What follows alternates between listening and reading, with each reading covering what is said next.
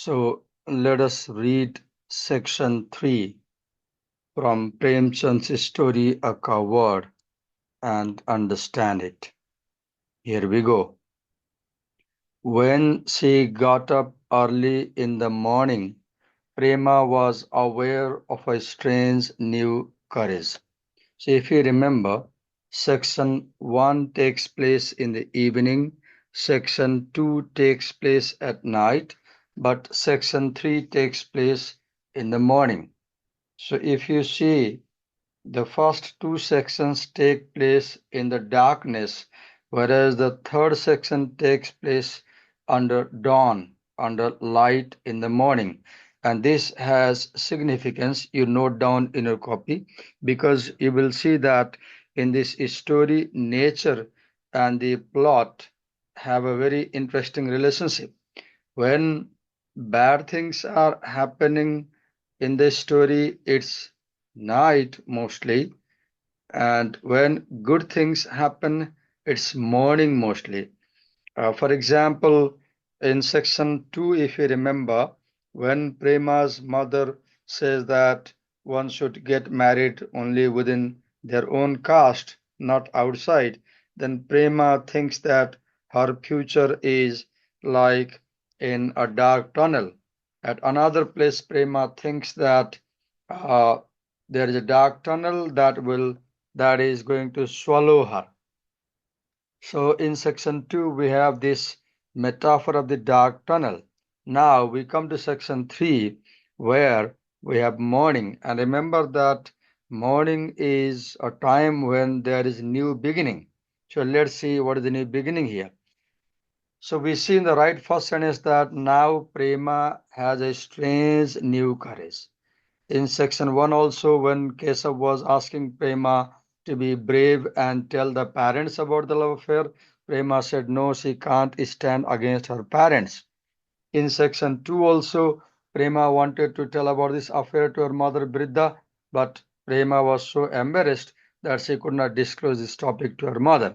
So Prema did not have any courage in section 1 and 2, but now in section 3, as the story develops, we see a new courage in the uh, uh, uh, protagonist or heroine of the story. Let's read.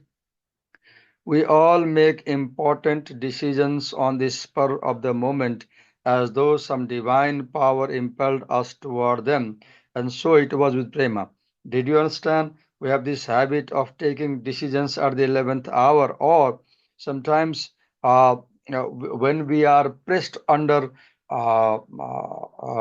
urgency, then we all of a sudden gather courage and take the most important decisions of our life. In the same way, now it's time for Prema to take the decision of her life. Until yesterday, she had considered her parents' ideas as unchallengeable, as you saw in section 1, where she told Keshav that she cannot go against her parents, her mother and father. But now she feels, but facing the problem, courage was born in her, much in the way a quiet breeze coming against a mountain sweeps over the summit in a violent gust. Let me focus on this phrase, much in the way. What does it do? It compares. There's an analogy, there's a comparison. What is compared?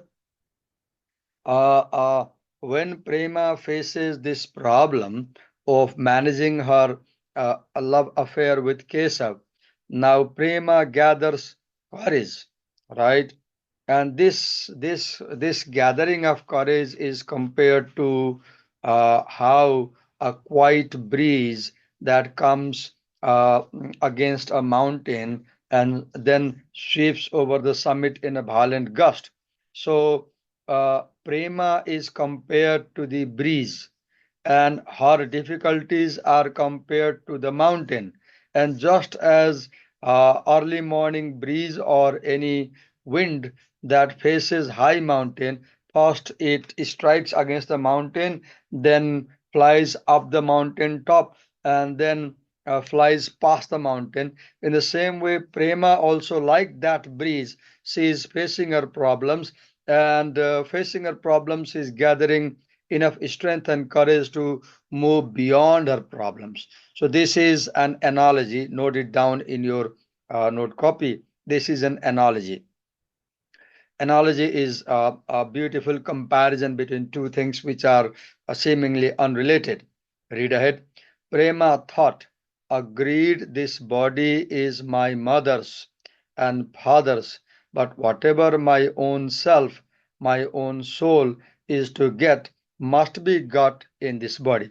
If you remember, in section 1, while talking to Prema in the Victoria Park, while talking to Kesav in the Victoria Park, Prema said that love can be at the level of soul. And Prema said that when Kesav was trying to hold Prema's hand, Prema moved away, and Prema said that she has no right for this action. And Prema said that her body is not hers, her body is her parents because they gave her birth and they raised her. But now Prema's ideas are changing. Now Prema says that, okay, this body may be my mother's and father's, but if my soul is to get something in my life, how will this soul get it? The soul must get it through the body. Therefore, now, do you see, Prema is changing her philosophy about what life is. To hesitate now would not only be unfitting, it would be fatal. This is an important line because here you see character of Prema, and you see that Prema, as you saw in section 1, where where Kesav said that Prema is a very rationalizing girl, very argumentative girl, a girl who makes good reasoning. Here again you see Prema is a very rational girl, and she says that it's right time to take my decision. If I do not take my decision right now, it will be fatal. Why sacrifice your life for false principles? This is a very powerful line in the story. Note it down. It is this line where the writer is teaching the reader that we should not follow false principles. What is the false principle that is being indicated here? The caste system. Because the biggest problem in their way of their intercaste love and marriage was caste. Keshav was a Brahmin boy and Prema was a Bania girl. Now Prema says that no, I should not sacrifice my life for something which is a false ideology. If a marriage is not founded on love, then it's just a business bargain with the body. Nobody would disagree with the sentence. You cannot you cannot hold someone in your arms if you do not love them, or you cannot share bed with someone whom you do not love. You cannot marry someone whom you do not love. So if a marriage is not founded on love, then it's just a business bargain with the body. Then now look, this is uh, this is the line where Prema thinks that she cannot go with arranged marriage, because when you go with arranged marriage, you do not know the guy you are going to marry, and there is no love before marriage, right? So Prema has the view that you must know someone pretty well and you must be in love with them if you are going to marry them. Otherwise, it's an exchange of the body. Could you give yourself without love? No doubt, no. And she rebelled against the idea that she could be married off to somebody she had never seen. But right here, let me point you, there is a writer, I forgot her first name, her last name is Nanda. She is an American Indian with Indian origin. This writer has written one essay titled Arranging Marriages in India. And in that essay, that writer argues that in Indian culture, Indian society, arranged marriages are not that bad as some people think. And she argues that in Indian society, while arranging marriages, families spend as long as 1 year or 2 year finding out all the information about the suitability of the boy. And there are multiple meetings, multiple interactions between the family of the girl and the family of the boy, and the girl has many opportunities to meet the boy, talk to the boy, and know the boy, and then only the marriage is finalized. So here the argument that You should not marry somebody whom you have never seen. It is true at the face value, because if you have not seen someone for at all, you can't marry. But this is not true in a broader sense, because Nanda tells in her essay that in Indian society, girls are not married to a boy without seeing the boy. But let me also say that in Indian culture, there is a system of child marriage. I remember because I was born in India, there is a culture that when a child is barely 5 or 6 or 10 years old, then he or she is betrothed to a girl of her own age. And children as young as 7 or 8 year old are married formally.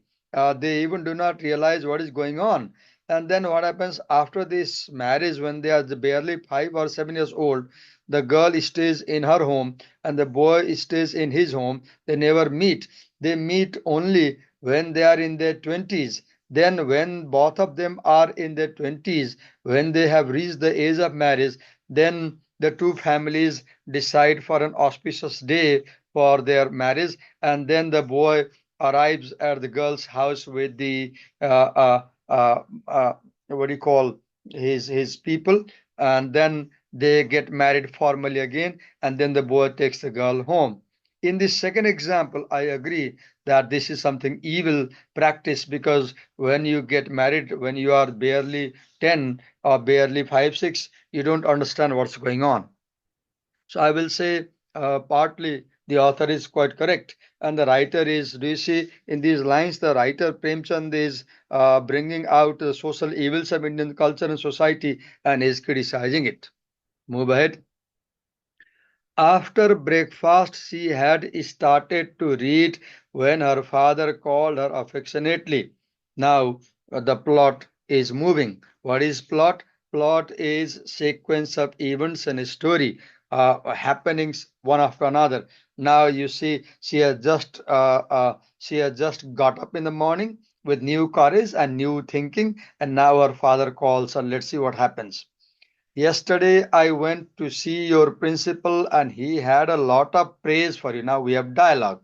The father is talking to the daughter, and do you see the father is very clever? The father begins the conversation with her daughter by praising her. So maybe the father is trying to say something which he thinks Prema might hesitate to accept. So the father begins by praising the daughter.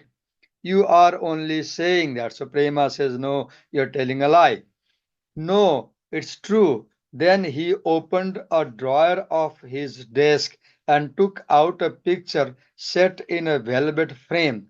Now, as you read ahead, you will see that this is a picture of a boy whose photograph was published in the newspaper that day. But I'm not able to understand why the picture was set in a velvet frame. Maybe the father had gone to the boy's home and somehow the father had brought the boy's picture, or maybe the picture was printed with this velvet frame in the newspaper, and the father has the newspaper in his hand. But and the father brings out the picture of a boy. He showed it to her and said, this boy came out first in the civil service examinations. You must have heard him. Now, very important thing, note down in your copy. What do you find here? What is the suitability of a boy for marriage? And you see here, the suitability of a boy for marriage is having a government job. If a boy has got a government job, he would be a very suitable groom. You must have heard him, the father says. He had brought up the subject in such a way as not to give away his intention, but it was clear to Prema. She saw through it at once. Underline the phrase see through. What does see through mean? See through means something which is said to you indirectly, but you understand. Someone says to you something indirectly, but you understand. Now, here, when the father was showing the photograph, his father's intention was that this is the boy I want you to marry. But the father did not say that, Prema, this is the boy I want you to get married. But Prema understood. When father showed the photograph of an unknown young boy, Prema clearly understood that maybe father has brought this as a proposal for marriage. So see through means to understand something which is not expressed directly to you. Without looking at the picture, she said, "No, I don't know who he is." Look, Prema was so dedicated to Keshav that she did not even give a look at the picture. Move ahead. With feigned surprise, her father said. Feigned means fake surprise. Feigned means something that you pretend, not true. With feigned surprise, her father said, "What? You haven't even heard his name? His picture and an article about him are in today's paper. Look, this boy is, there's a news about this boy in newspaper. Suppose they are, Prema said. The examinations don't mean anything to me. Look here, now this is very interesting.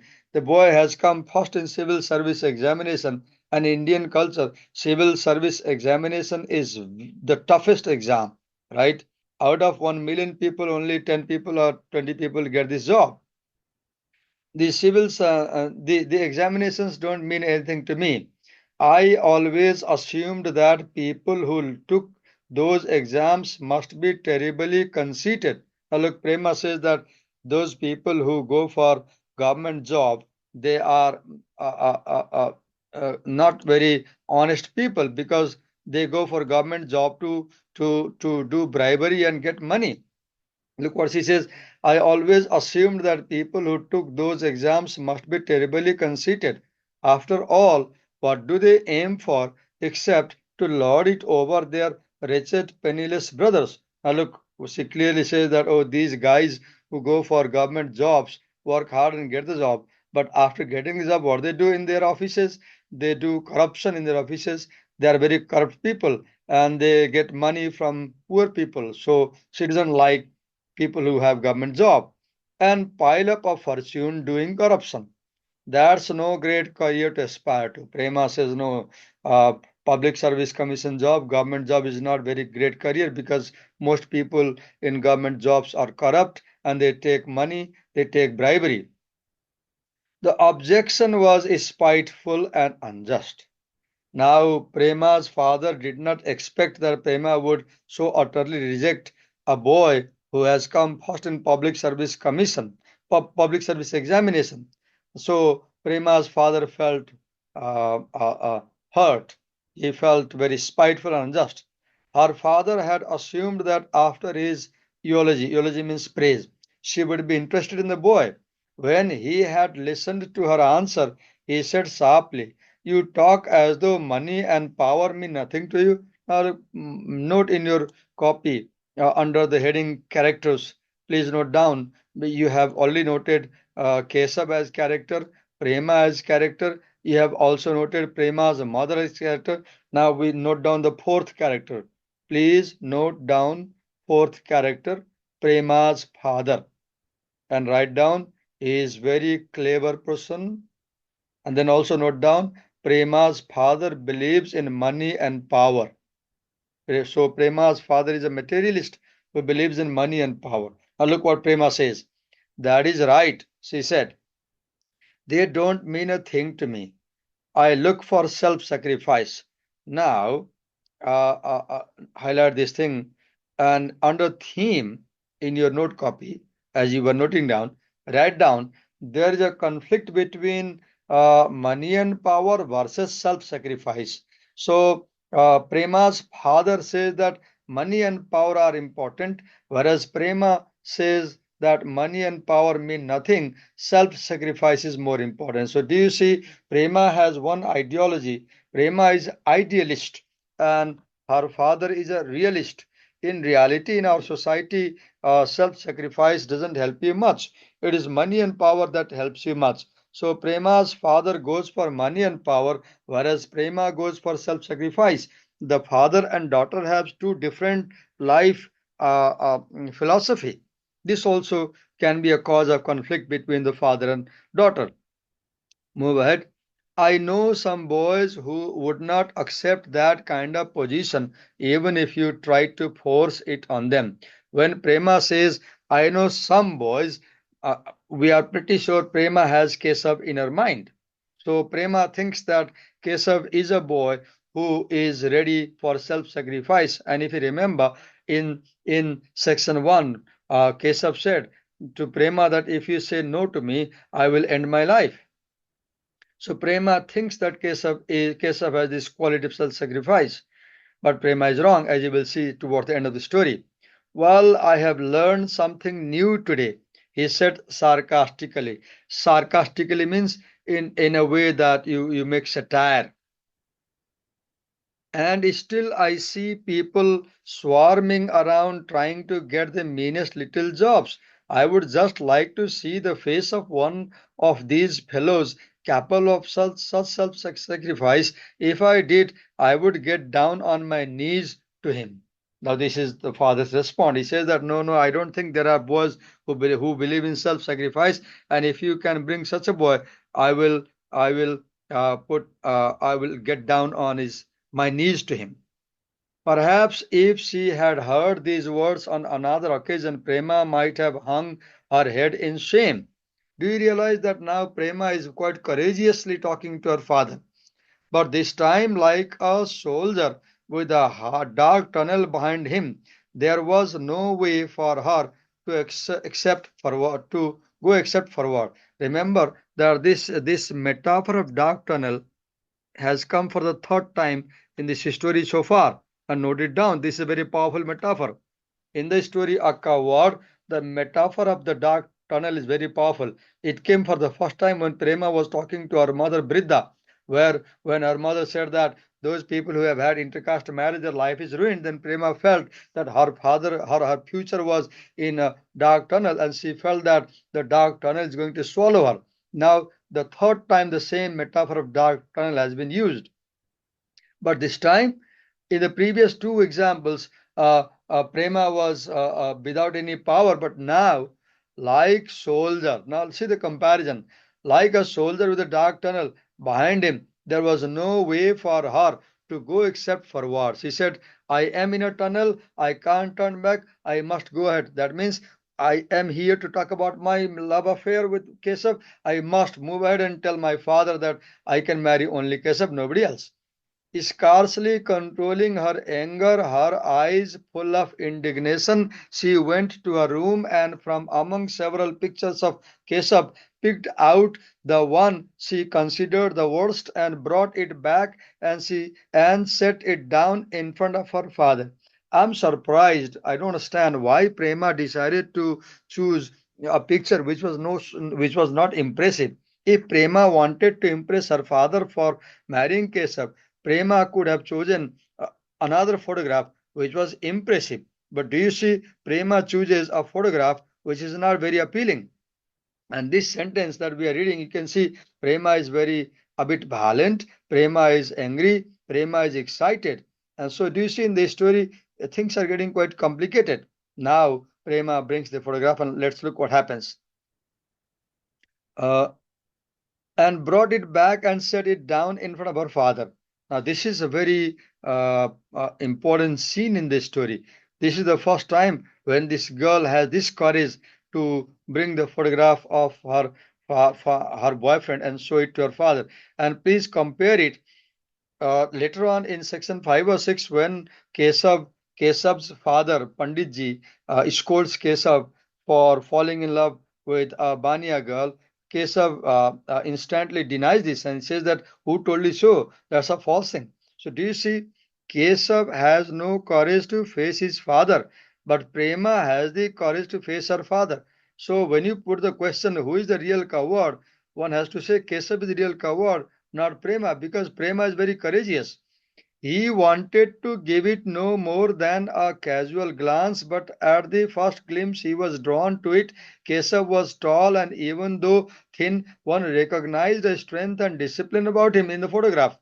He was not particularly handsome, but his face reflected such intelligence that one felt confidence in him. So in the photograph, Keshav looked tall, Keshav looked strong, disciplined, and confident, though not very handsome. Move ahead. While he looked at the photograph, her father said, who is he? You can imagine the father must have spoken this dialogue with anger. Prema bowing her head, as is natural in our culture, girls, when they are talking about such topics, to their parents, they are a bit shy. Prema, bowing her head, said hesitantly, "He is in my class." Look here, when the father said, "Who is he?" Prema could have said, "He is my boyfriend." But Prema wants to open the topic very softly. Do you see how clever Prema is? Prema is a wonderful character. Prema is a very intelligent character. Prema is a very clever character. Prema is a very wise character. When the father says, "Who is he?" Prema doesn't say, "He is my boyfriend." Otherwise, his father will be very quite fired. She says, "He is in my class." Is now father understands it. When Prema shows photograph and says, "This boy is from my class," now father clearly understands. Is he of our community? This is the biggest question in the story, and this is the most dangerous question in our culture. In our culture, when we get married, the first question comes the caste, the community. So, this is the question that kills Prema. This is the question that brings the tragedy in the story. If the father did not ask this question, nothing wrong would happen. Prema would get married to Kesav happily. But this is the issue. So in your section theme in the note copy, please note down this question: Is he of our community? And write that Prema's father wants to make sure that Kesav is a Bania boy, because Prema's father, like Prema's mother, doesn't believe in marrying out of their caste. Prema's face clouded over with this question. Now, look, Prema knows that he is not from her community, so now Prema is a bit sad. Prema's face clouded over. Her destiny was to be decided on the answer of this question. If Prema said, "Yes, he is from our community," things would go easy.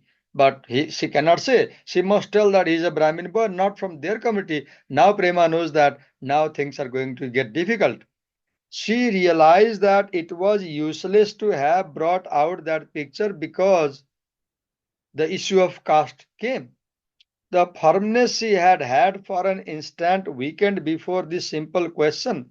In a low voice, she said, "No, he is not. He is a Brahman." And even while she was saying it, agitated, she left the room as though the atmosphere there were suffocating her. Now, in your note copy, under the heading setting, somewhere you have the heading elements of a narrative or a story. I told you earlier that the first element we noted was character, then we noted about dialogue, then somewhere we have noted about setting. And under setting, the first element is time, second is place, third is atmosphere. Now, under atmosphere, please note down now in your note copy, under the heading setting, and under the heading atmosphere, note down the atmosphere in the story word is suffocating. Move ahead. And on the other side of the wall, she began to cry. Look, she told he is Brahmin. Now she was sure that father would say no and get angry. So she could anticipate a rejection from her father. So she went to the room and began to cry. Her father's anger was so great at first that he wanted to call her out again and tell her plainly it was impossible. He got as far as the door, but seeing Prema crying, his anger softened. He was aware of what Prema felt for this boy, and he believed in education for women, but he intended to maintain the family traditions. So, do you see? Under characterization, please note down where you have written Prema's father. Note down Prema's father is sandwiched between traditional rigid values and modern values. Look, Prema's father believes in education, so he sends his daughter to college for education. Prema's father believes that women should get educated, but Prema's father also cannot go against family traditions. Sorry. Prema's father cannot utterly stand against traditions. So do you see Prema's father is a character who is who is ground between two stones. One stone of family traditions, another stone of modernity. He would have sacrificed all his property for a suitable bridegroom of his own caste. Look, this is very important line. Prema's father expected, dreamt to find a suitable boy from his Banya community. But outside the limits of his community, he could not imagine of any bridegroom worthy or noble enough. He could not imagine any disgrace greater than going beyond them. Please, in your note copy, under the heading theme, note down the word disgrace and in your dictionary, check the meaning of disgrace. Let me just show you. 1 minute. Let me just show you. Wait a minute. I'm showing you the meaning of disgrace.